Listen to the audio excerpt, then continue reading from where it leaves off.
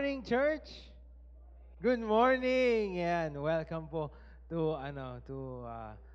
Solace of Christ.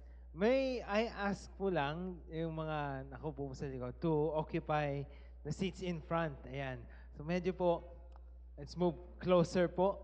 Ayan. Thank you so much po to make room po para po sa mga paparating pa. Again, good morning, church. Good morning. Ayan, napakaganda po na salabungin po natin ang linggong paparating ng mayroon pong lakas. Dahil Diyos din naman po nagbibigay ng lakas po. Amen? Amen. At napakabilis po ng panahon dahil this is the first Sunday of March. And first quarter ng taon na ito ay dumarating na at papalapit na po. And one thing is for sure that the Lord is faithful to us. Ang panahon po natin ay nagbabago, pero salamat po sa Diyos dahil siya po ay hindi nagbabago kailan pa man. Psalms 47 verse 6, sing praises to God, sing praises to our King, sing praises. Kaya po lagi ang una po ng part ng church activity ay praise and worship. We will sing praises po sa ating Panginoon. Okay na po ba? Okay, and now we will patuloy po natin kantahin itong pangungusap na ito na kumilos ang Panginoon sa buhay natin. Sino po na nalangin ng ganon? Kumilos ang Panginoon sa kanyang buhay. Tama po ba? Pero doon po sa panalangin na yun, parang hindi naman siya utos o kaya hindi siya demand. Talagang nakikiusap lang po tayo sa Panginoon. Tama po ba? So, kaya aawitin po natin yun at patuloy po tayo mangungusap sa Panginoon. Makikiusap, mamamanhikan sa Kanya na siya ay kumilos sa buhay natin. At dahil alam po natin na kapag kumilos ang Panginoon ay beyond po sa ating iniisip. At higit pa po minsan sa ating mga dinadalangin at inaasahan po sa buhay. Amen? So let's sing this, Arise by Don Moen. May I request everyone to please stand as we worship the Lord. Arise,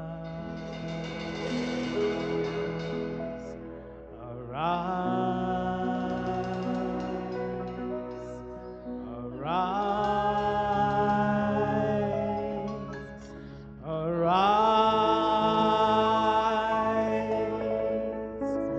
arise, take your place, be enthroned on our praise.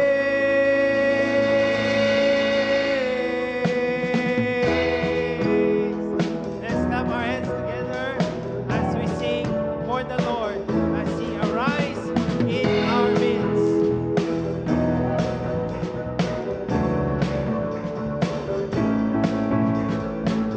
Tayo natin to.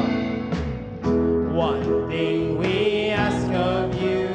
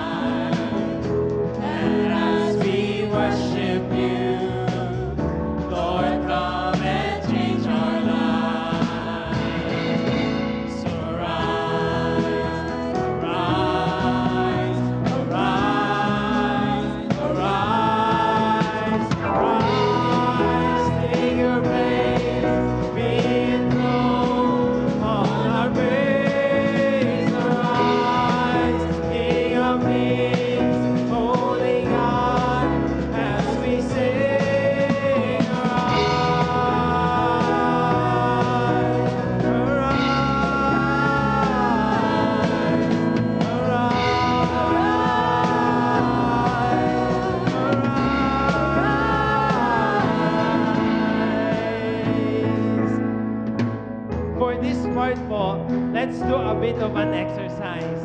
Okay? Paki-flash nga yung lyrics. Yung We Lift You Up. Yan. So may gagawin lang po tayong action dyan. Okay po? With your left hand.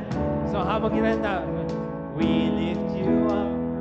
We lift you up. We lift you up on our praises. We lift you up. We lift you up. We lift you up on our praises. Sabay natin ang sway. Lift you up. We lift you up. We lift you up on our praises. We lift you up. We lift you up. We lift you up on our praises. Ito ba? Go. We lift you up. We lift you up. We lift you up on our praises. We lift you up. We lift you up. We lift you up on our praises. Arise, take your place, be enthroned on our praise. Arise, King of Kings, Holy God, as we sing. Arise, arise,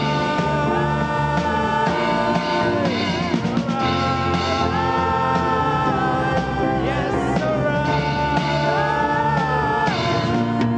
arise, take your place, be enthroned on our praise. Arise, King of Kings, Holy God, as we sing.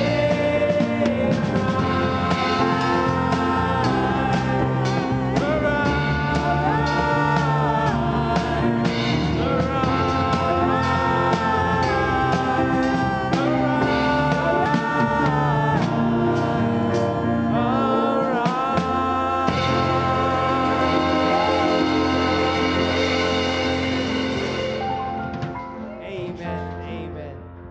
Lord, as you arise and be enthroned, your word may be unto me.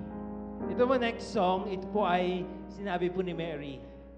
Nung nalaman po niya na siya po ay idadala niya po ang ating Panginoong Jesus.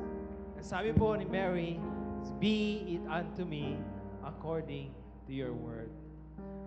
Church, as we listen mamaya po in the preachings, let this be our prayer na be it unto me. Kung ano po ang pinapagawa sa atin ng Panginoon, let's do it according to His word and His promises.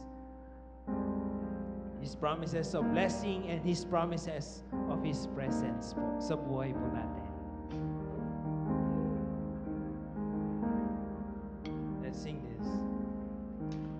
Be it unto me according to your word, according to your promises. I can stand secure, carve upon my heart the truth that sets me free. According to your word, O Lord, be it unto me.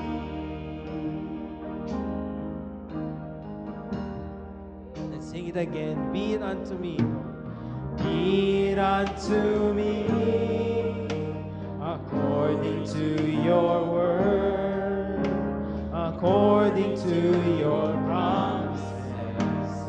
I can stand secure, carve upon my heart the truth that sets me free.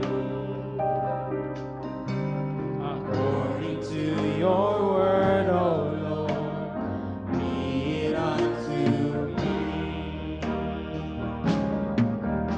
Your promise, your blood will deliver.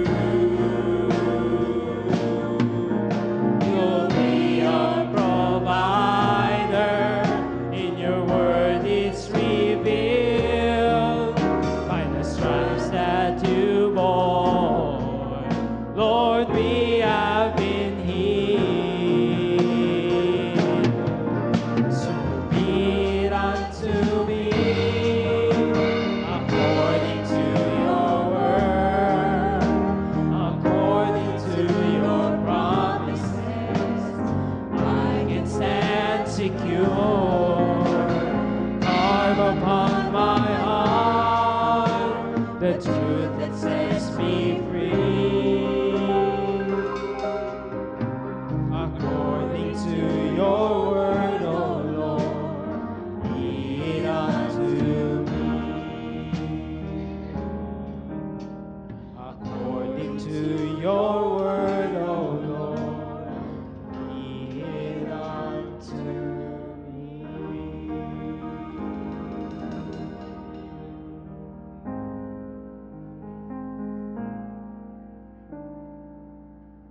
Amen. Ito po last song na kantahin po natin. This is a hymn. So to take our lives and let it be for the Lord's glory. Ito po ay gawin nating prayer na ang ating Panginoon po as we surrender our lives to Him. As we trust Him, He is working in our lives.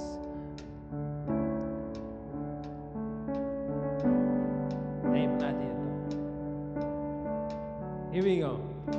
Take my life and let it be consecrated, Lord, to Thee. Take my moments and my days, let them flow in ceaseless praise. Let them flow in ceaseless praise.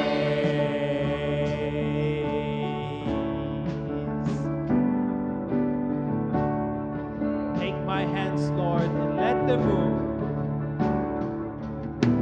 Take my hands and let them move at the impulse of Thy love. Take my feet and let them be swift and beautiful for Thee. Swift and beautiful for Thee.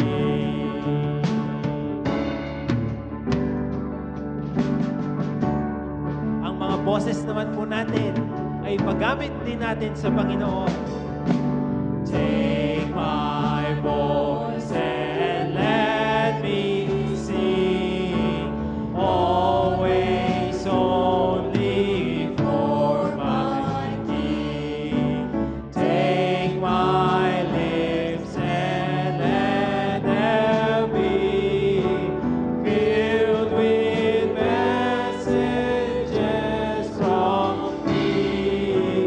Filled with messages from Thee. Hindi lang po ang boses natin, kundi po pati ang finances. Patuloy po natin na ipagamit din sa ating Panginoon. Take my silver and my gold, not a mite would I withhold. Take my intellect and use every power as Thou shalt choose. Every power as Thou shalt choose. Pati po ang pagpapasya natin, patuloy po nating ibigay din sa ating Panginoon. Take my will and make it Thine. It shall be no longer mine. Take my heart, it is Thy own. It shall be Thy royal throne. It shall be Thy royal throne. At lastly, kakantayin po natin yung ating pagmamahal kung saan po natin itinutuon yung ating buhay. Sana po sa Panginoon. Yan. Let's sing this po. Take my love, my Lord, I pour, and I feed its treasure store. Take myself, and I will be ever only all for Thee, ever only for Thee.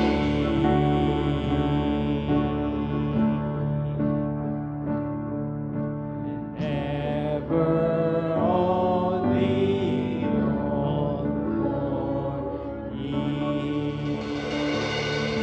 Let's give the Lord a clap of praise and offering. Praise be to God. You may be seated. Let us continue to worship our Lord right now. Father God, we thank you, Lord, for this morning that we are here. We humble ourselves before you. Wala po kaming may pagmamalaki sa iyo, Panginoon, kung di ang iyong pag-ibig na binigay sa amin. While we were yet sinners, you died for us. You have given us your grace. Ang biyaya mo ay sapat sa bawat sa amin, na bagamat hindi kami karapat-dapat, ay iyong binigay sa amin. Maraming salamat sa iyong pag-ibig. Maraming salamat sa kaligtasan na iyong pinagkaloob sa amin. Lord, as the song said, we ask you to arise in our midst, O God. Nais po namin ipakita mo at ipadamo mo sa bawat isa sa amin that you are in complete control of our church, that you are in complete control of our nation, that you are in complete control of the whole world. Panginoon, sa mga pangyayari po sa aming kapaligiran ay sadyang nakakatakot at nakakapanglumo. Subalit, naniniwala kami, Panginoon, that you are still, you are on your throne, you are seated, and you control everything that is happening in our world today. Kinocommit po namin sa iyo ang gera na nangyayari ngayon, Lord, sa Middle East. Oh God, we know that these are part of the prophecies, end-time prophecies that is actually unfolding before our very eyes. Kung ano yung nakasulat sa iyong salita ay nagaganap at nangyayari nilang Panginoon. Kaya Panginoon, isang paalala sa bawat isa sa amin na naghihintay ng iyong pagbabalik, na tunay, malapit ka nang bumalik, Panginoon. Kaya ito'y isang paalala at reminder sa bawat isa sa amin na kami maging tapat hanggang sa kahuli-hulihan na ikaw ay bumalik. Kami ay may katapatang naglilingkod at ibinibigay ng buo ang aming mga sarili sa iyo sa paglilingkod. At Panginoon, upang ayusin ang aming mga buhay, upang kami maging karapat-dapat sa pagharap sa iyo, o aming Hari. Dakilang Ama, kinukomit din namin sa iyo, Panginoon, ang mga naapektuhan sa gera. Panginoon, iligtas mo po ang mga inosente. Iligtas din rin po ang aming mga kababayan na nandoon po sa Middle East. O Lord, we pray for your protection upon them. And we pray for your protection, Lord, upon your nation, Israel. Lord, we know that you are for them. They are the apple of your eye. And so, no weapons formed against them will prosper. And so, we see, O God, that you are with them and that you are enabling them and empowering them and protecting them. O God, nawa ay ang masama ay mapabagsak at nawa ang iyong kalooban ang maganap sa pangyayaring ito. Panginoon, amin din pong idinudulog sa iyo ang pangyayari dito sa aming bansa na kung saan nakakapanglumo ang mga pangyayari kung ito man ay may katotohanan na marami po sa mga leader ng aming gobyerno ang tunay na nagpapakita ng kawalang pag-ibig sa bayan sa pamagitan ng pangungurakot, sa pamagitan ng pagsasamantala sa kaban ng bayan. Panginoon, we ask that you will expose them, O God. We ask, O God, that they will be brought to justice, O Lord. Bigyan po ninyo ng pag-asa ang aming kawawang bayan. Panginoon, ikaw ang magtayo ng mga leader na mayroong tunay na pag-ibig at tunay na may katuwiran at walang pangsariling pagnanais para sa kanilang sariling kapakanan. O Panginoon, kami naninigluhod sa iyo. Bigyan mo po ng pag-asa ang aming mahal na bayang Pilipinas. And even in our church, O God, Lord, we pray that you will give us the commitment, that you will give us the love, O God, and the passion para po sa iyong gawain, Panginoon, na aming ibigay ang aming mga sarili, ang aming mga commitment sa paglilingkod sa iyo, Panginoon, hanggang sa ikaw ay bumalik. Masumpungan mo, makita mo ang bawat sa amin na naglilingkod ng may katapatan, na nagbubunga ng maraming mga bunga ng kahaluluwa at ng bunga ng banal na Espiritu sa aming mga buhay. Panginoon, kumilos ka sa aming kalagitnaan, O Diyos. And I commit to you your word that will be preached by your servant this morning. O God, I humble myself before you. Lord, let your words be the one that will be heard by your people and not my own wisdom, not my own word, O God. Itago mo po ako, Panginoon, sa likuran ng iyong krus. And we pray, Father, that you will transform our lives through the power of the Holy Spirit. Thank you so much. We praise you. We honor you. This is our prayer in Jesus' mighty name. Amen and amen. Okay, magandang umaga po sa lahat at maraming salamat po sa bawat isa. We're going to welcome one another once again. Let's all stand and let us go around and kamayan po natin ang bawat isa and tell them, I love you with the love of the Lord. Come on, let's sing this song. Welcome to the family.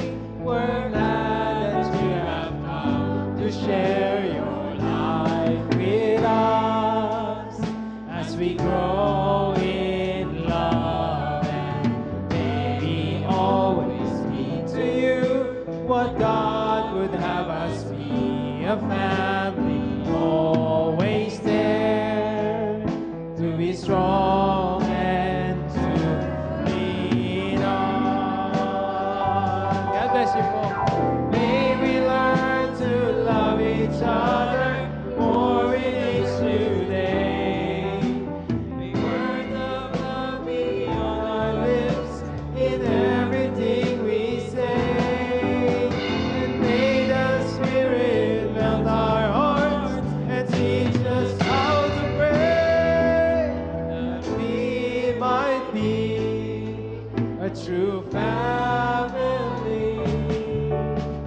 Welcome to the family.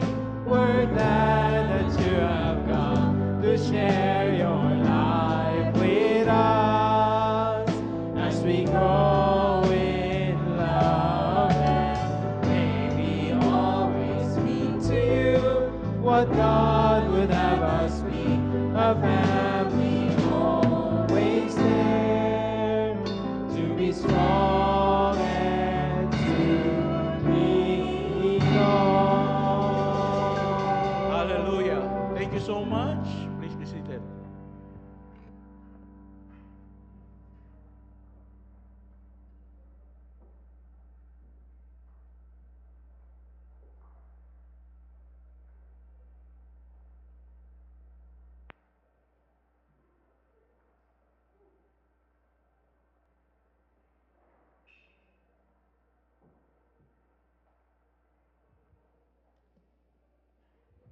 Uh, Brethren, as we continue to worship, as we honor, and as we give today, just as we lift our voices today in praise and worship, we now give with hearts of joy and gratitude, trusting that God loves a cheerful giver. Giving is God's way using us as His channel of blessing, showing love and trust in God. It is worship. It blesses others, and it reminds us that everything we have comes from Him. Knowing Jehovah Jireh, we do not give to supply God's work. We give because God has already supplied us. When we give generously and joyfully, no matter how big or are small, it becomes a seed of eternity. Through our giving, your church is strengthened and God's work continues. As an act of worship and trust in the Lord, you may drop your offering in the box in the front, or you may give it after the service. So, let's have it today. For our online giving, please see the bank details on the screen and kindly note the purpose, tithes, offering, and missions. Oh, let's pray. Dear Heavenly Father, we acknowledge that everything we own comes from you. And we are just simply stewards of what you have entrusted to us. We give today not out of obligation, but because we choose to put you first in our lives. Keep our hearts free from idolatry and teach us to trust you as your faithful provider. We give in gratitude, not fear, because grace has already given us everything in Christ. We walk in liberty. We walk in love. We give in love. We serve in grace. Receive our offering in our hearts today, O Lord, for your glory alone. In Jesus' name we pray. Amen.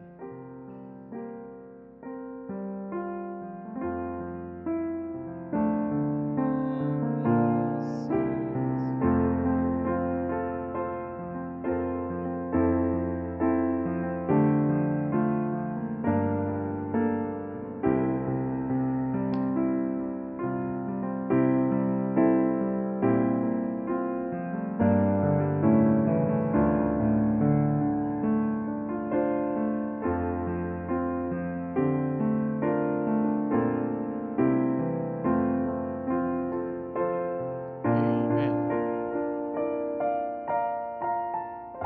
Thank you so much. So right now we're be having our communion because today is the first Sunday of the month of March.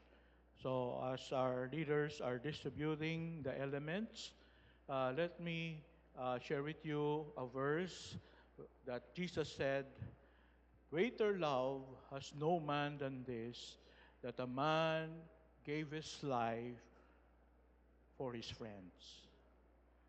Ang pinaka dakila at pinaka walang katulad na pag-ibig daw ay ang isang nagbigay ng kanyang buhay para sa kapakanan ng kanyang kaibigan. At itong ginawa ng ating Panginoon sa atin. Itong ginawa ng Panginoon para sa iyo, na kanyang binigay ang kanyang buhay. At hindi lang basta buhay ang kanyang binigay. Siya ay Diyos. Napakaganda ng kanyang kalagayan doon sa kaharian ng Diyos. Iniwanan niya ang kanyang kaharian at bumaba dito sa lupa. Tiniis niya lahat ng hirap, lahat ng pasakit, para ikaw ay hindi mapahamak sa impyerno, sa dagat-dagatang apoy. Upang ikaw ay mabigyan ng pagkakataon na makarating sa kanyang kaharian doon sa kalangitan. Kaya kaibigan, do you really appreciate what Jesus has done for you? So ngayon, itong sa pamagitan ng Lord's Supper, this is a commemoration of that greatest love. So, ipahayag po natin at ipadama din natin sa ating Panginoon, Lord, thank you for your love. And I would like to express my love also to you. I love you so much.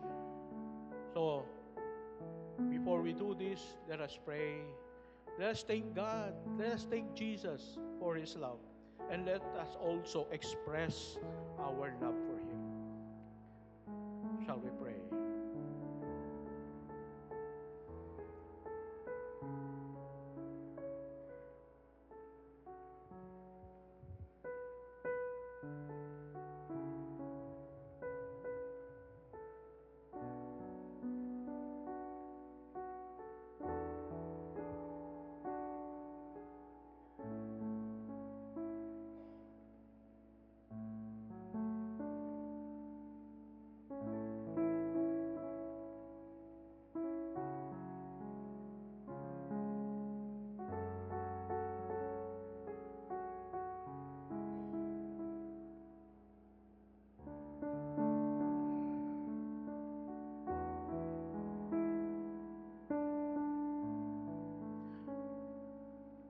Right now, let's take the bread.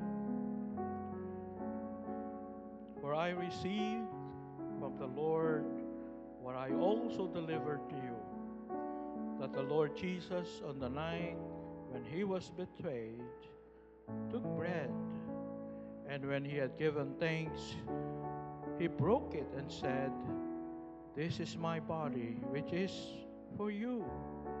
Do this in remembrance of me."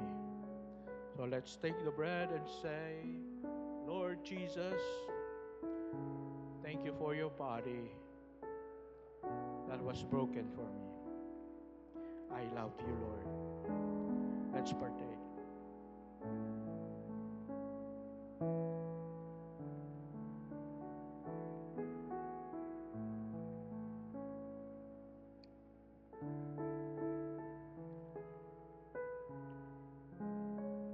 In the same way also, He took the cup after supper, saying, "This cup is the new covenant in my blood.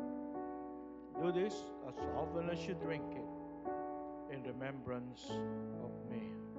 So let's take the cup and say, Lord Jesus, thank you for your blood that washed away my sins.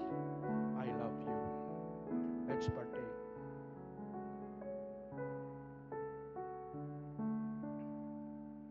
For as often as you eat this bread and drink the cup, you proclaim the Lord's death until He comes. Let's pray. Father God, thank you, Lord, for what you have done for us, for expressing your great love for us by dying on the cross to save us from our sins. We are eternally indebted to you. We give to you our lives to express our love for you. This we pray in Jesus' name. Amen and amen.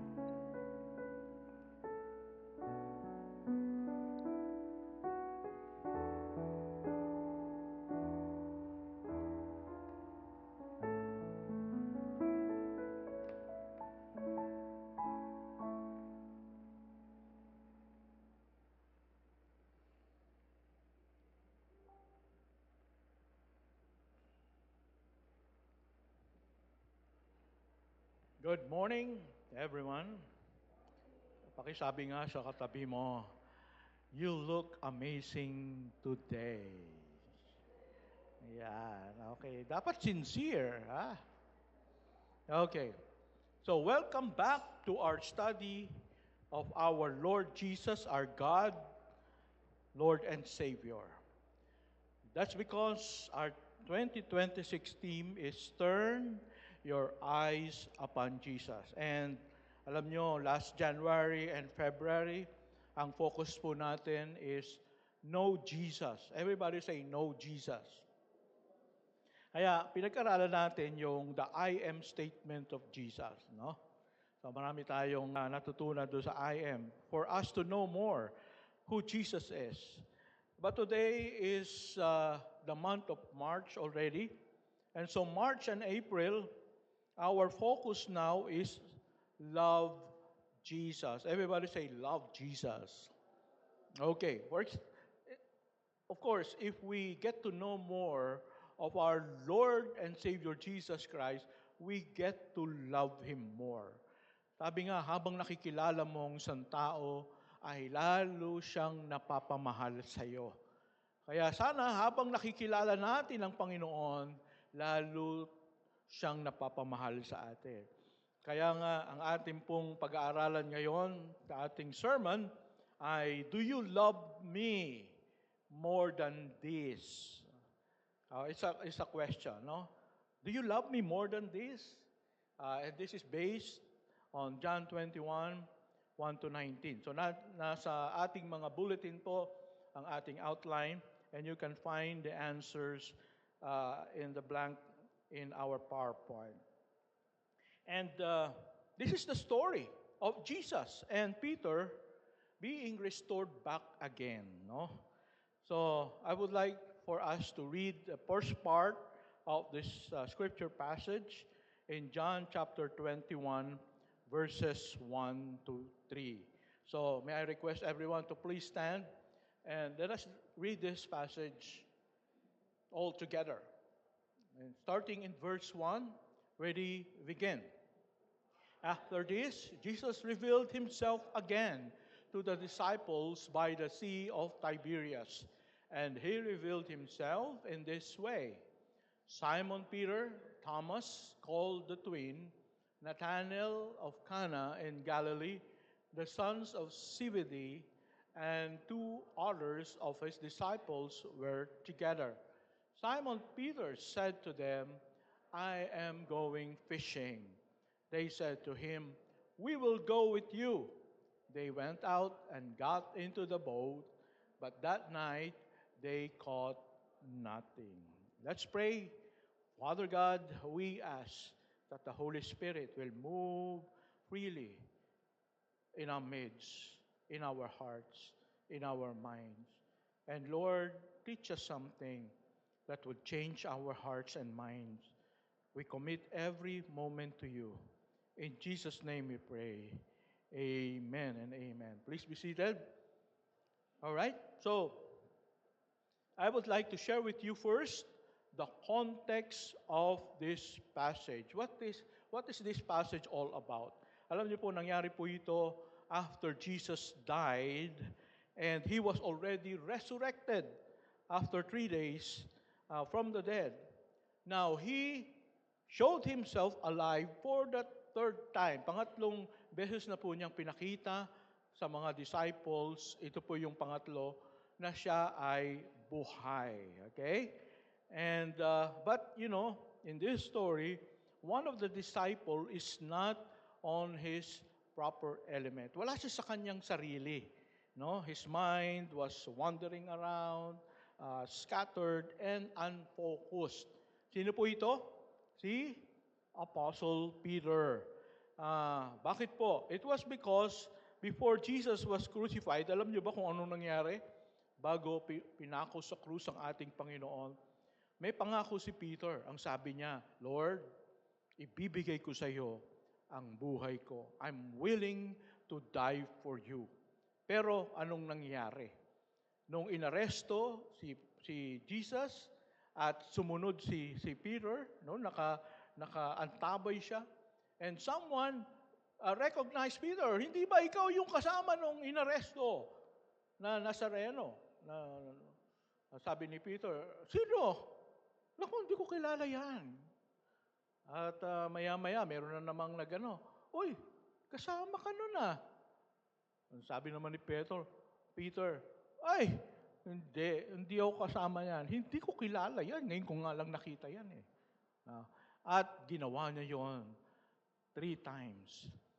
He denied the Lord Jesus Christ 3 times. Samantalang sabi niya, Lord, I am willing to die for you. Pero nung sinubok na, sige nga, Are you willing to die for me? But tinanggi niya. He's really not willing to die for the Lord. And do you know that when Peter denied the Lord Jesus Christ, nandyan lang si Jesus at nakikita siya. And after that, the rooster, no, ay tumilaok. So, yun ang sabi ni Jesus, before the rooster crow, you will deny me 3 times. And so, Peter might have felt he was no longer worthy to continue and follow the Lord because there was so much guilt of his great sin. Sa kanyang napakabigat na nagawang kasalanan, napagtanto niya, wala na. Hindi ako karapat-dapat na maging tagasunod ni Kristo.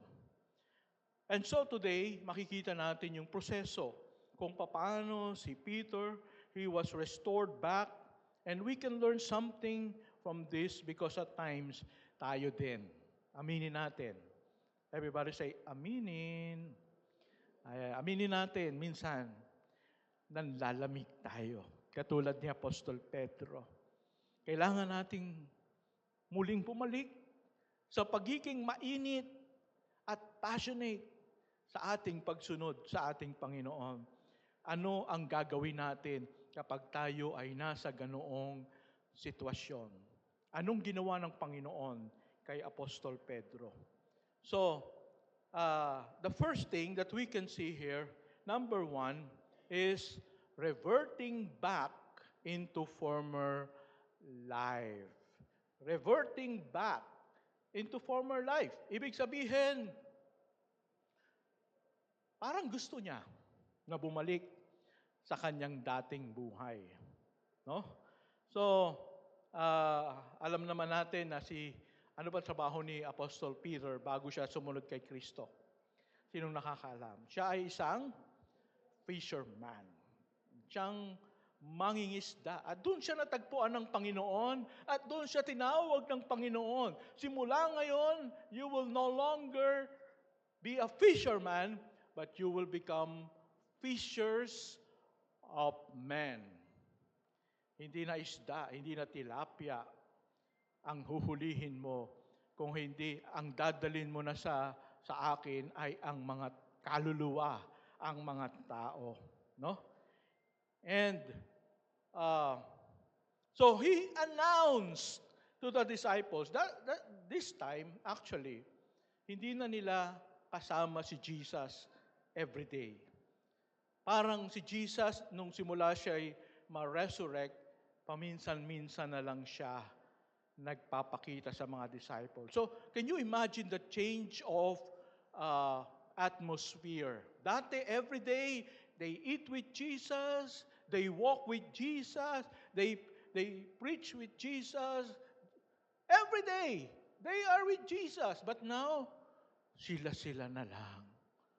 Parang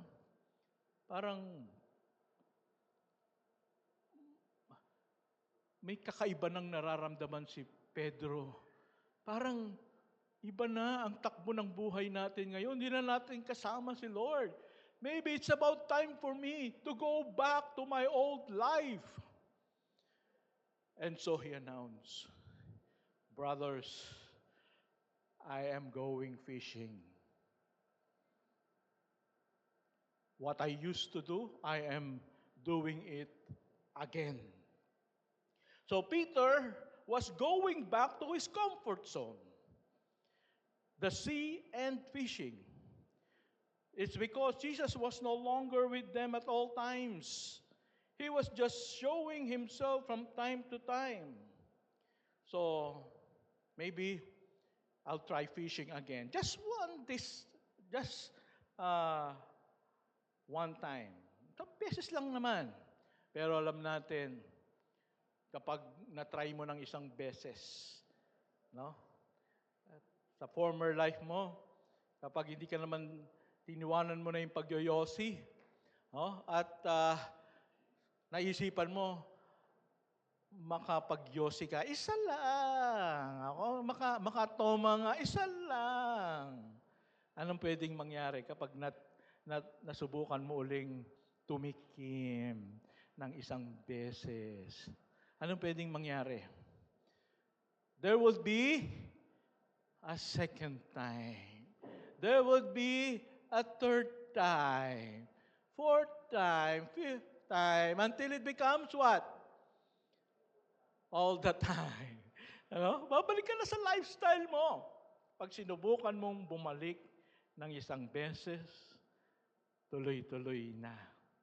And so Peter said, mangingisda ako. One time lang naman.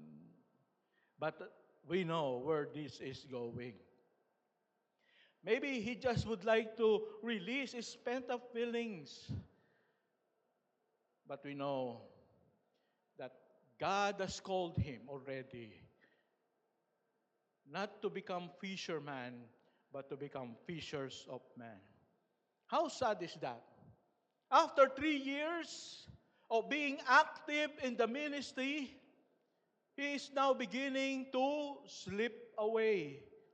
All because of one great mistake he has committed.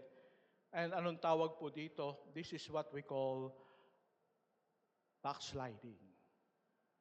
Everybody say backsliding. Naranasan na ba nating mag-backslide, mga kapatid? Sliding back to your old, former life when you were still not a believer in Christ. And my friends, I tell you, there is a tendency for us to backslide. All of us. There is a tendency for this to happen to all of us. Kung ito nangyari kay Peter, it can happen to me. It can happen to you. Can you imagine Peter himself was the second to Jesus in terms of leadership, and yet it was happening to him. Kaya hindi tayo ligtas. Kaya kailangan tayong maging aware, mga kapatid, of the danger of backsliding. Pwedeng mangyari sa atin ito at kailangan nating bantayan ang sarili natin na ito ay hindi mangyari. Sabi nga, Jesus predicted that in the last days, alam niyo ba, may propesya si Jesus, that in the last days, the love of many will grow cold. Sa huling mga araw, ang pag-ibig ng maraming mga mananampalataya ay magiging malamig na. Ang pag-ibig natin sa Diyos ay lalamig. And today, alam natin, it's the last days. Do you believe that today we are now in the last days? Sino naniniwala? Yeah? Sa gera, nakita natin, no? Mga gera ngayon. Talagang malapit na si Lord. At ang sabi ni Lord, in the last days, the love of many will grow cold. And many, maybe, you feel it among yourself. Meron ng panglalamig sa pananampalataya, sa pag-ibig natin sa Panginoon. It happened to Peter, and it will happen to us. It is spreading today, and it is happening in very alarming rate. Many Christians, especially in Western nations, and even here in the Philippines, alam niyo ba, church attendance is going down. And of course, you can see it in our church, and you can see it in other churches. Many people seldom go to church, unlike before. Unlike before, we used to go to church starting in the morning. Sino sa inyo yung nakakaalala pa? When we were still young, when you were still young, you go to church very early in the morning. Minsan wala pa si pastor, nandun ka na. Nagwawalis ka sa church. Kailangan malinis para sa Panginoon. No? And then after ng service, hindi ka pa uuwi. Meron pang fellowship in the afternoon. Tapos sa gabi, ayaw pang umuwi. Meron pang evening service. Meron pang gospel hour. Yan. Tapos pagkatapos ng gospel hour, ayaw pang umuwi. Fellowship muna tayo, mga kapatid. Fellowship. Talagang mainit, no? Nandun yung sigla, nandun yung pag-ibig sa Panginoon. Every day nagdi-devotion, nagpe-pray. But my friends, how about today? How about today? Kumusta ang iyong relasyon sa Diyos? Kumusta on a Sunday? Is there still that spark, that fire that is in your heart? It's Sunday again. I must wake up early. I must be at church to help clean, to arrange the chairs, to welcome people, to pray for people. Sometimes we choose to remain at home na lang. Wala akong gana ngayon. Next Sunday na lang. So we're not as we used to be. Hindi na ganoon kainit ang ating pag-ibig, ang ating pananampalataya sa Panginoon. And do you know that in the United States, next slide please, 15,000 churches could close this year amid religious shift in the United States. Hindi po yan 15,000 Christians, 15,000 churches magsasara because the attendance can no longer support their church. And so the leaders will decide to close. And there's 50,000 already closed. Some of them 100-year-old churches, 200-year-old churches. They closed because very low attendance, very low giving. Hindi na kayang bayaran yung air condition, hindi na kayang bayaran ang mga bills sa church. And so the leaders decided, mag-close na lang tayo. That is happening in the United States. And this could happen here in the Philippines. Because many Christians, their love has gone cold. So, kumusta ang iyong relasyon sa Panginoon? What is happening to you right now? Is your love for God growing, still growing? As we near the second coming of our Lord and Savior Jesus Christ? Or was your love getting colder and colder, and you are having difficulty coming to church more and more every Sunday? Nakakalungkot po. Let's read verse 3 again. They said to him, sabi ni Peter, verse 3, Simon Peter said to them, I am going fishing. And then next part is, they said to him, we will go with you. They went out and got into the boat. Itong nakakalungkot. Peter, his heart is getting cold. And he acted on the coldness of his heart. He wanted to go back to his old life. And he said, I am going back. I'm going back fishing. Pero hindi lang pala siya ang naapektuhan ng panlalamig ng kanyang puso. Bakit? Kasi merong sumunod sa kanya. They said to him, "We will go with you. We will also go fishing." Ano ibig sabihin nito? Pag ikaw ay nanlamig at napapansin ng iba na ikaw ay nanlalamig, hindi lang ikaw ang manlalamig. Meron kang madadala na manlalamig din na katulad mo. So think about that. Wow! Meron pala akong, pag mainit tayo sa Panginoon, meron pala tayong madadalang magiging mainit sa Panginoon. Pero pag tayo pala malamig sa ating relasyon sa Panginoon, meron din tayong madadalang magiging malamig sa Panginoon. So, the other disciples went with Peter. Maybe they're really close to Peter. Perhaps they look up to him because he was like the leader of the disciples. He was second to Jesus, actually, in terms of leadership.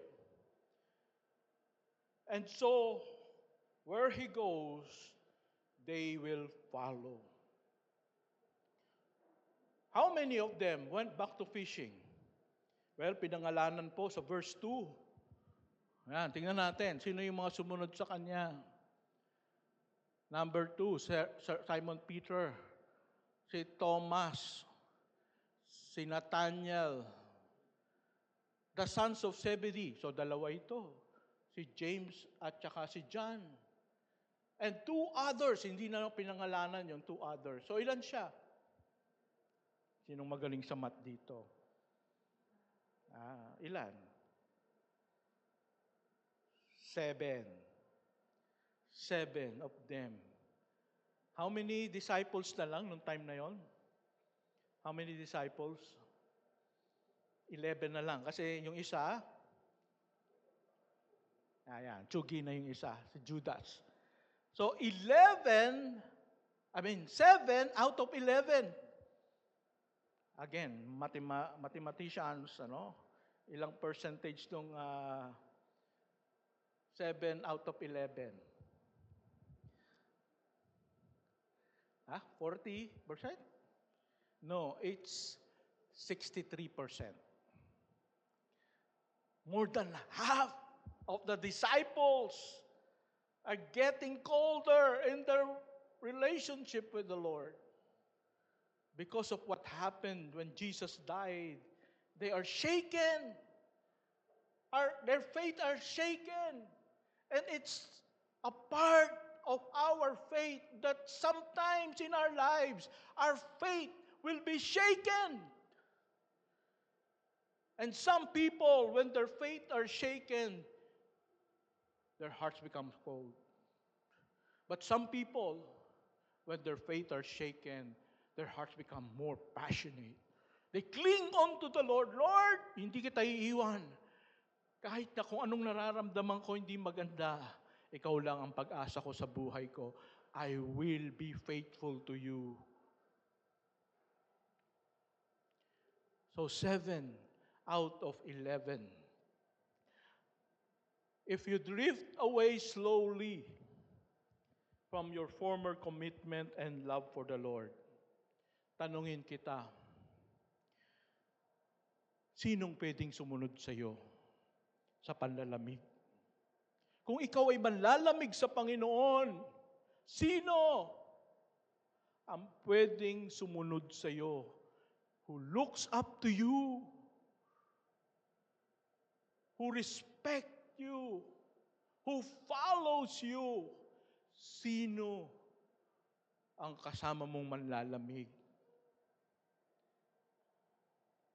If you are a father and your heart grows cold in the Lord, truly,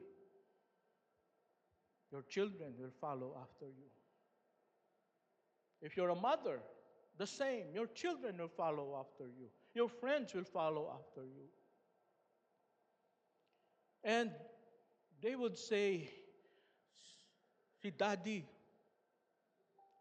hindi na masipag mag-church, paminsan-minsan na lang, okay lang pala yon. So, okay din lang para sa akin na hindi na mag-church every Sunday, paminsan-minsan na lang. Of course, they will follow you because they trust you. They respect you. Hinahangaan ka nila. That would happen. And if your children will have their own children, ito yung mga apo mo na, what do you think will happen to them? Kung yung mga anak nila ay sumunod na sa'yo, siyempre yung anak nila makikita, tuwing Pasko na lang kami nagpupunta sa church. Tuwing mahal na araw na lang kami nasa church. Later on, down the line, no one among your children's children will be believers and followers of the Lord Jesus Christ because nanlamig ka, tumigil ang kaligtasan. Hindi na napasa sa iyong mga anak, sa iyong mga apo at kaapo-apuhan because you lost the fire. Ganun pala kabigat kapag tayo ay nanlamig sa Panginoon. Jesus spent 3 years to disciple these disciples, and there's a danger that more than half of them will backslide and no longer follow the Lord. Just because Peter was not careful to be faithful in his calling. At na-notice nyo ba, ang sabi dito, at the last part, but that night,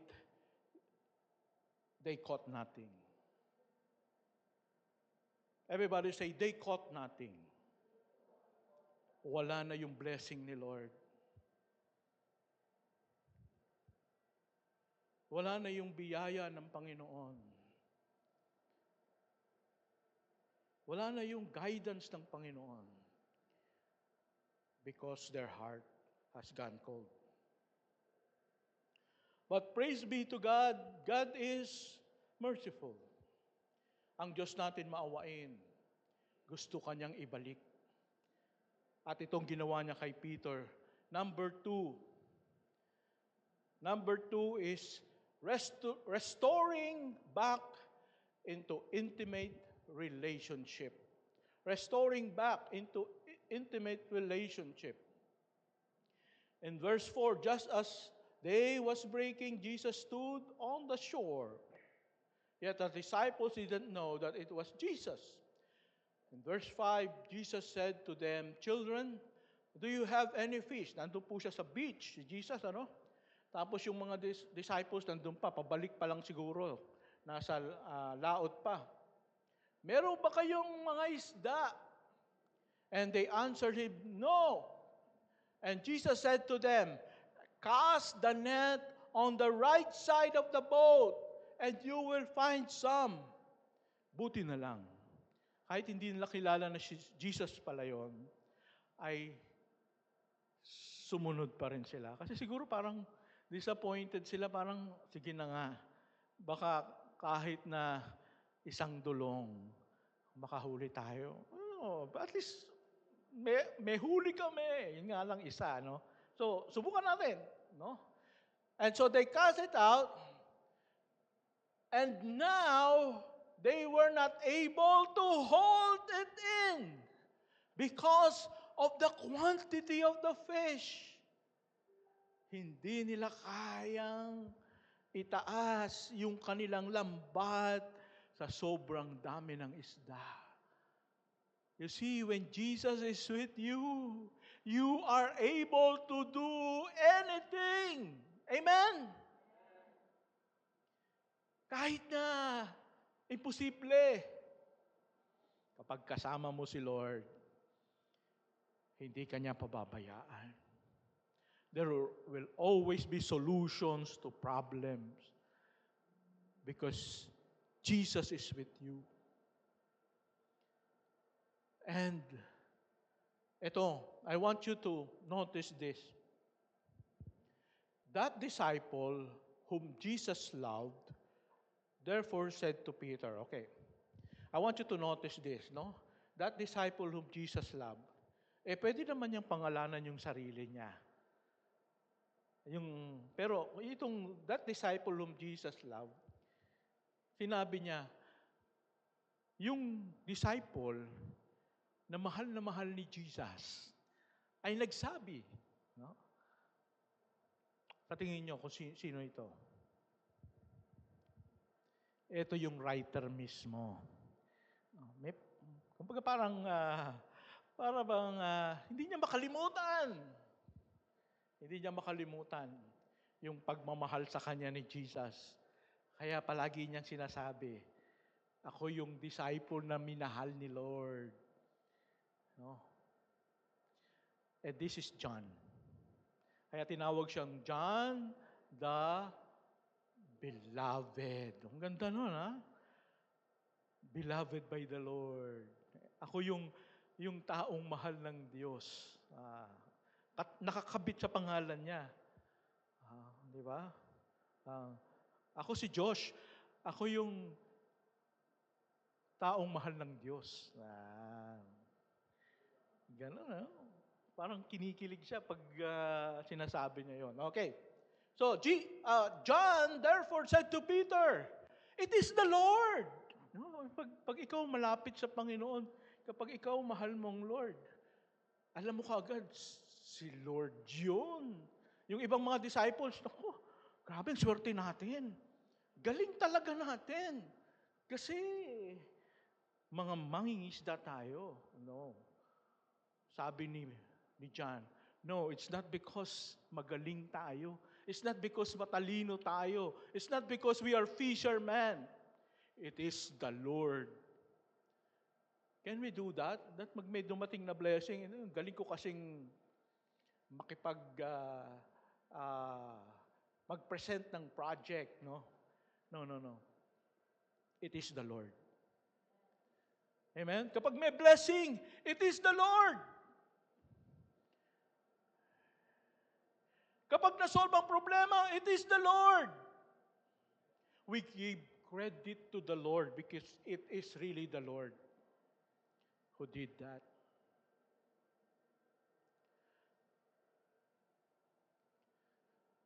Pero may nakakapagtaka. When John said to Peter, it is the Lord, when Simon Peter heard that it was the Lord, anong ginawa niya? He put his outer garment, no? Nagbihis siya kasi wala siyang pantaas, no? And then nagbihis siya at siya ay bumaba sa bangka at lumangoy papunta kay Jesus. Now, bakit kaya ginawa yun ni Peter? Bakit ginawa yun ni Peter? Can you imagine ang daming huli? Wow, ang daming huli.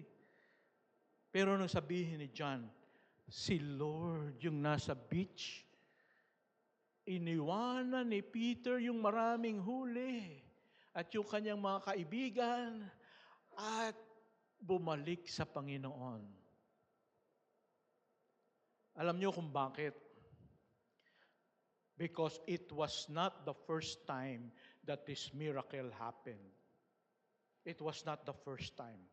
This is only the second time that same miracle na wala silang huli, pero si Jesus nagsabi, hagis mo sa kanan, hinagis nila maraming huli. The first time, alam niyo kung ano yung first time? When Jesus met Peter for the first time, He said that. And then when Peter threw the net and there was so many fish. Iniwanan niya yung fish. At umalis siya ng bangka, pumunta kay Jesus, lumuhod siya kay Jesus. Lord, I'm not worthy of you. I'm a sinner. And Jesus said to him, now, you will no longer be a fisherman. Follow me, and I will make you fishers of men. That was the time that Jesus called Peter, you will now be fishers of men. Think about that. Si Peter, papabalik na mismo sa kanyang dating buhay, pero inulit-uli ni Lord yung the same miracle na kung saan tinawag niya si Peter para mag-serve sa kanya. And when Peter realized, wow, I remember the time that this thing happened. I followed the Lord. I committed my life to the Lord. And now, here I am, I'm going back to my old ways. And so when he realized that, I'm sorry, Lord,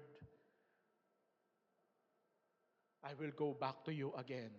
I am recommitting myself to you again. That's why he left the fishes and the boat. What a story. Ano ang matututunan natin dito? Kaibigan, kung nanlalamig na tayo, alalahanin mo yung katapatan ng Diyos sa iyo. Nung panahon na ikaw ay makasalanan pa, nung panahon na ikaw ay nasa kamunduhan pa, kung papaano kang minahal ng Diyos, papaano kang tinawag ng Diyos sa kasalanan, sa putik, at ikaw ay binago ng Diyos. And you have committed your life to the Lord. You have to go back to that time. Remember it again. Remember God's love for you again. Remember God's faithfulness to you again. And repent for your cold heart. Manikluhod ka uli sa Panginoon. And Lord, I'm so sorry I went so far again from you. I want to go back to my commitment to you. Can we do that? Amen? And lastly, number three. Number three, reactivating back in active ministry. Hindi sapat na bumalik tayo sa ating init ng pag-ibig natin sa Panginoon. Kailangan tayong mag-serve uli sa ministry. Kasi kung nakaupo ka lang, mainit ka, pero nakaupo ka lang, wala kang ginagawa, what will happen to you? You will go back to your old life. Kailangan may pagkabisihan ka. Kailangan gawin mo yung pinapagawa ng Panginoon para sa iyo. When they had finished breakfast, Jesus said to Simon, nakakain na sila. Niluto ni Jesus yung nahuli nila. And then, Jesus had to deal with Simon.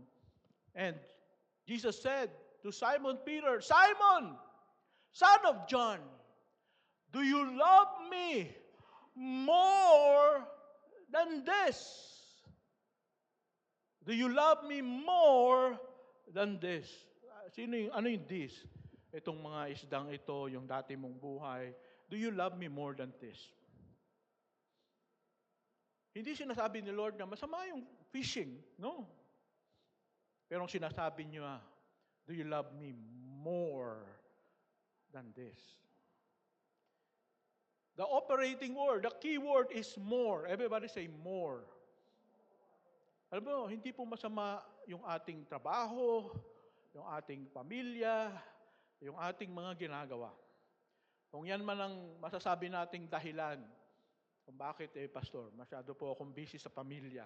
Pastor, masyado po akong busy sa trabaho. Kaya hindi na ako masyadong ganun ka-active sa church. Well, your job, hindi siya masama. But what is lacking is God wants you to love Him more than your job. God wants you to love Him more than your family, than your career. Priority natin ang Panginoon. And sabi ng Panginoon, the greatest commandment is this, to love the Lord your God with all of our hearts, with all of our strength, with all of our soul. And if we don't do that, if we don't love the Lord more than these things, then that is idolatry. Yes, my friends.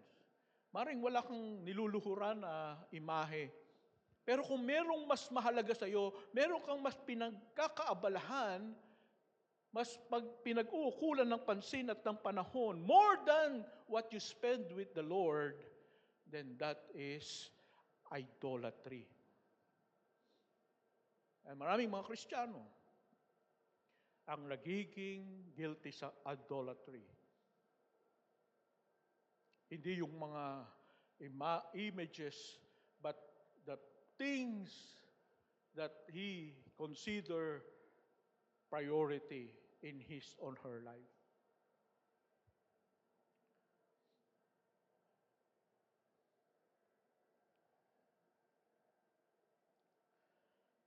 So, anong sumunod na nangyari?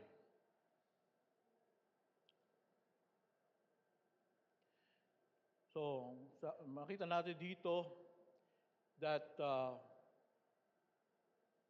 highest commandment is to love the Lord your God with all your heart, all your soul, and all your mind. So what is God's greatest rival for your time and for your commitment?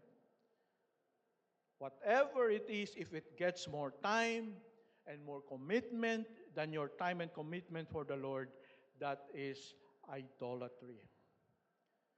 Ngayon, anong sinabi ni Peter nung Jesus asked him, "Do you love me more than this?" Peter, do you love me? How? 3 times. No? Bakit 3 times? At anong answer ni Peter? Yes, Lord, I love you. Yes, Lord, I love you. Yes, Lord, I love you. Bakit kaya pinaulit-ulit ni Jesus yung tanong niya? No? Do you love me more than this? Yes, Lord, you know that I love you. Simon, son of John, do you love me? He said, yes, Lord, you know that I love you. And then the 3rd time, Simon, son of John, do you love me? And Peter was grieved because he said to him the 3rd time, do you love me? And he said to him, Lord, you know everything. You know that I love you. Bakit pinaulit-ulit ni Lord yung tanong na, do you love me? Si Jesus ba katulad ni Pastor F na pag hindi narinig na, ano sabi mo? Ano nga uli? Lakasan mo nga, ano nga uli? Nabibigil na ba si Jesus? Ha? Parang si Pastor F, no? Parang hirap kausap, no? Ano nga? Ano? No, hindi po nabibingil si Jesus. Bakit niya tinanong ng 3 beses, do you love me? Kasi, do you know how many times Peter said, I don't know this Jesus. Hindi ko siya kilala. No. I don't know him. How many times? 3 times. Ibig sabihin, kailangan nating palitan yung nagawa nating pagkukulang sa Lord. Palitan natin. Anong tawag dito? pagbawi. Making up sa ating mga pagkukulang sa Panginoon. So, hindi yung, Lord, sorry okay, okay na yon, okay na. No. You have to make up. Kailangan mong palitan yung ginawa mong pagpula sa pangalan niya, yung ginawa mong sakit ng loob niya. Na, anak, andito ako sa church, nasan ka? Ay, Lord, pagod ako kagabi dito muna ako sa bahay, maglalaro lang ako. You know, kailangan mong ipakita yung sigla mo. Kailangan mong ibalik yung sigla mo na katulad ng dati. Kung paano mo minahal si Lord, ibalik mo uli sa Kanya. And then when Peter said, "Yes, Lord, I love you. Yes, Lord, I love you. Yes, Lord, I love you." Is that enough? No. Meron pang sinabi si Lord. Anong sabi ni Lord? Next slide, please. Anong sabi ni Lord? 3 times. Basahin natin yung first red letter. Yung first. Ready? Begin. Feed my lambs. Pangalawa, tend my sheep.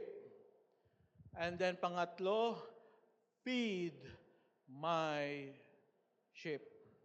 And I was trying to study this. Anong pagkakaiba nitong tatlo na to? Feed my lambs, tend my sheep, feed my sheep. Meron pang nakatagong ibig sabihin dito. Wala po. Itong tatlong ito, isa lang ibig sabihin niyan. Alam niyo kung ano? Starts with letter D.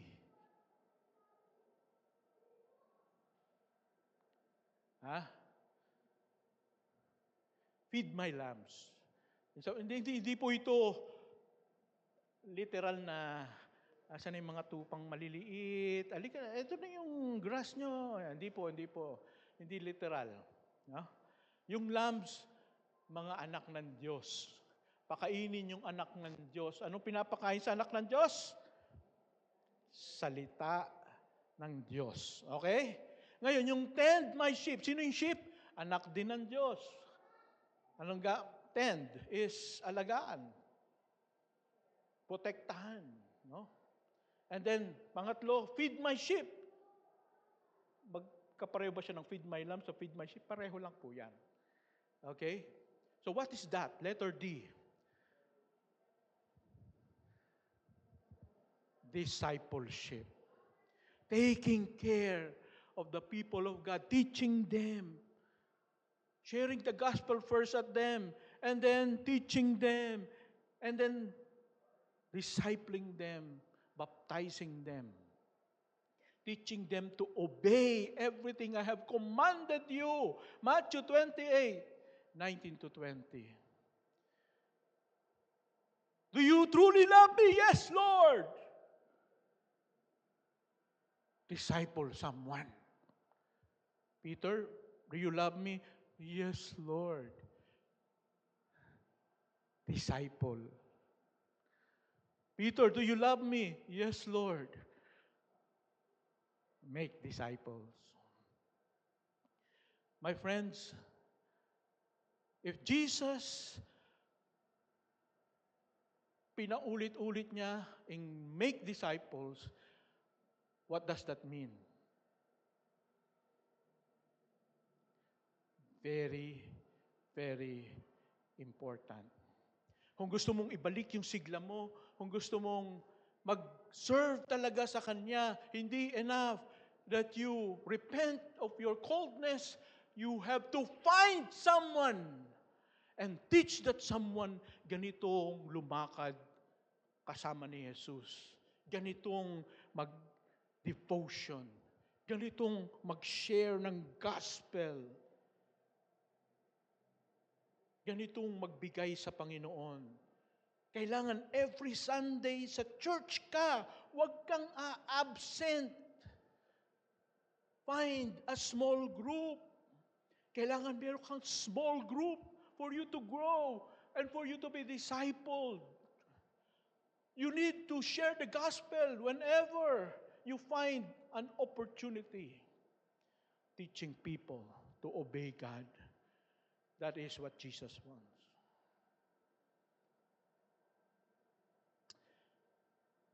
Let's close our eyes and bow our heads. Kaibigan, we are now in the last days. Marami nang bumabagsak. Even pastors. Do you see the news? Even pastors, they're falling. Christian authors, worship leaders, they're living the faith. Parami ng parami. Nakakatakot. It's the last days. I myself, I'm fearing, Lord, help me. Kung hindi sa tulong mo, I might fall. Do not let me fall. I don't want to fall. Because if I fall, many will follow.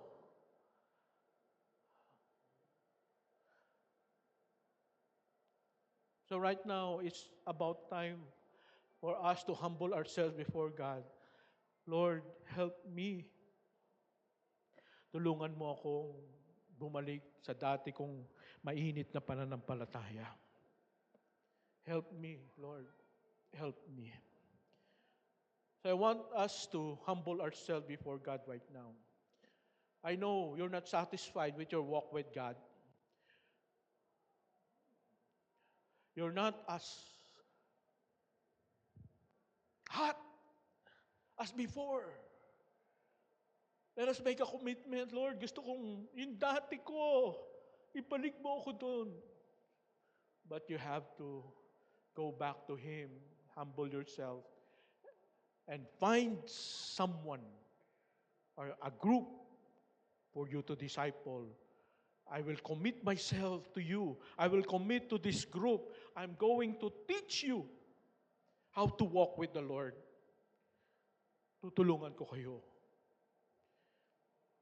Matagal ka ng mananampalataya. You should be discipling. You should be a teacher right now. Hindi ka tinuturuan lang. Hanggang sa kunin ka ni Lord, tinuturuan ka pa rin. No! It's about time for you to stand up on your own feet. And I'm going to disciple someone. Let's go so our eyes and bow our heads. Let's make a commitment to the Lord right now.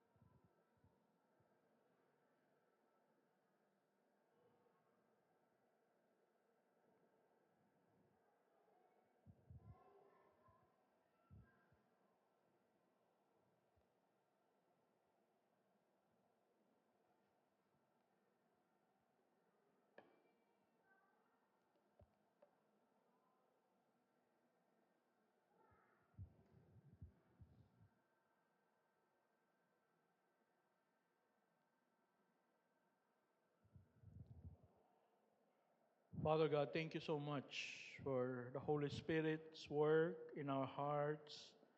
I pray, Father, na hindi mo po kami patatahimikin hanggang hindi kami tunay na nanunumbalik sa iyo, Panginoon. Lord, have mercy on our church. Have mercy, O Lord. We need your help. We need your revival, O God. We humble ourselves before you. Lord, use us. It's already almost midnight. And then you will come konting panahon na lang. Help us, Lord, na hindi kami mapabilang sa mga pagdating mo ay malamig at walang oil ang aming lamps. Lord, enable us to be faithful until the end and serving you. This is our prayer with all humility in the name of our Lord and Savior Jesus Christ. Amen and amen. So ngayon po ay before we have closing announcements, we'll have the SCC Next Gen Youth Indoor Fellowship. Outdoor. Okay. Sorry. So, lalabas kayo, mga kabataan. Kasi, siyempre, kailangan maglamyerda. March 28, no? 2 p.m., that's a Saturday. So, i-announce pa lang po kung saan kayo mamamasyal. Okay? So, be excited. Now, we have midweek meeting every Wednesday, 7 p.m. via Zoom. And so, sulat po nyo yung mga prayer request and write them in your prayer request slip at i-drop po nyo sa ating offering box. And also, we would like to greet our March birthday celebrants. So, sino bang nagse-celebrate ng kanilang birthday? Meron tayong 5. Okay? Si Brother Bong, March 5, si Sister Jessica Benedicto. Sino yun si Jessica Benedicto? Pastor Rene Putalan, Maria Fe Pangadlo, at Mark Angelo Lobaton. Okay? Meron ba kahit isang narito ngayon? Mukhang wala. Okay, wala tayong March celebrant. So, hindi na mulang natin na to ituloy. Wala no? Sino kakanta? Di ko naman birthday ngayon, no? So, jahin naman kung akong kakantahan nyo. Okay? So, let's all stand for our closing prayer. Father God, we thank you, Lord, for moving in our midst. Thank you, Lord, for reminding us sa aming mga pagkukulang. Kahit ako, Panginoon, marami po akong pagkukulang. And I want to go back to the kind of life that I had before when I was serving you full blast and on fire. I want to go back to that, Lord. At sana hindi lang ako, kundi bawat isa sa amin narito sa Solace of Christ Church, ibalik mo muli, Panginoon, yung sigla, yung init ng aming pag-ibig at pananampalataya sa iyo. Continue, Lord, to work in our church. And may the love of the Father, the grace of the Lord Jesus, and the fellowship of the Holy Spirit be with you all. Amen and amen.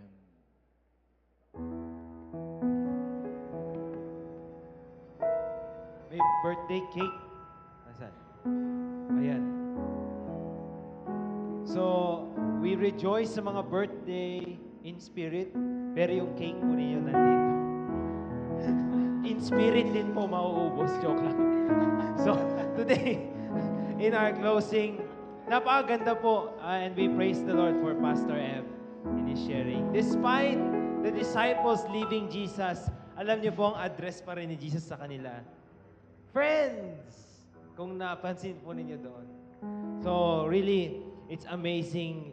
The God that we serve po is compassionate. And so, we sing one more time po.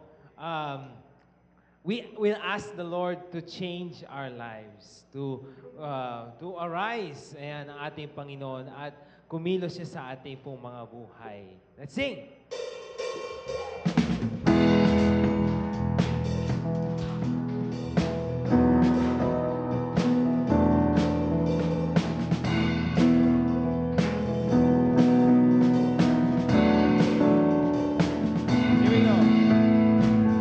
One thing we ask of you, one thing